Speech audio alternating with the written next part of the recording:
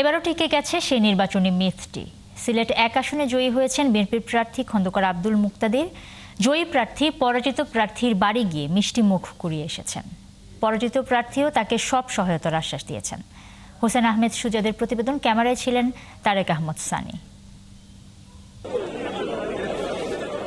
১৯৭০ সালের ঐতিহাসিক নির্বাচনের পর থেকে সিলেট সদর ও সিলেট সিটি কর্পোরেশন এলাকা নিয়ে গঠিত সিলেট ১ আসনে যে দল জয়ী হয়েছে সেই দলই সরকার গঠন করেছে।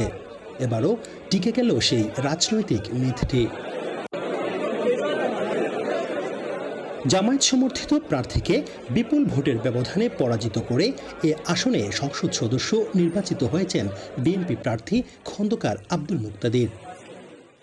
ভোটাররা জানান, সিলেট ১ আসন শুধু একটি সংসদীয় আসন নয়। তাই এলো ইনোভার, যেন আপনি লাইফে থাকেন রেডি প্রতিদিন। Innova, designed for now.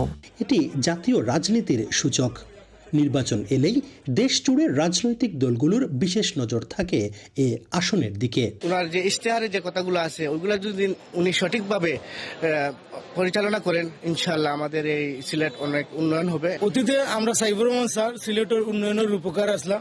আমার বিশ্বাস সিলেটের ১ আসনের যে ফাঁস করছে তাই এই সিলেট ১ আসনের কাম করে উন্নয়ন কইরা। জয়ের পর এই আসনের জয়ী প্রার্থী পরাজিত প্রার্থী মাওলানা হাবিবুর রহমানের বাসায় মিষ্টি নিয়ে যান। এ সময় দুই প্রার্থী একসঙ্গে মিষ্টিমুখ করেন এবং পারস্পরিক শুভেচ্ছা বিনিময় করেন। হাবিবুর রহমান নবনির্বাচিত এমপিকে সব ধরনের সহযোগিতারও আশ্বাস দেন।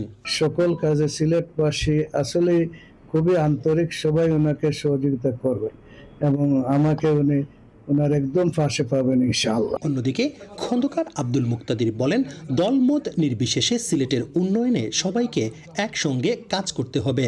আগামী দিনে কিভাবে আমরা অনলাইন জুয়া এবং মাদকের বিরুদ্ধে সিলেটকে একত্রিত করব সেটার কথা বলেছি।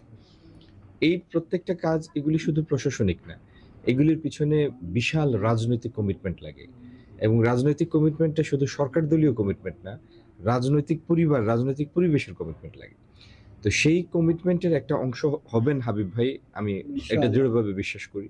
নির্বাচনে বিএনপি প্রার্থী মুক্তাদির পেয়েছেন ১,৭৬,৯৩৬ ভোট আর হাবিবুর রহমান পেয়েছেন ১,৩৪,৯৮৩ ভোট।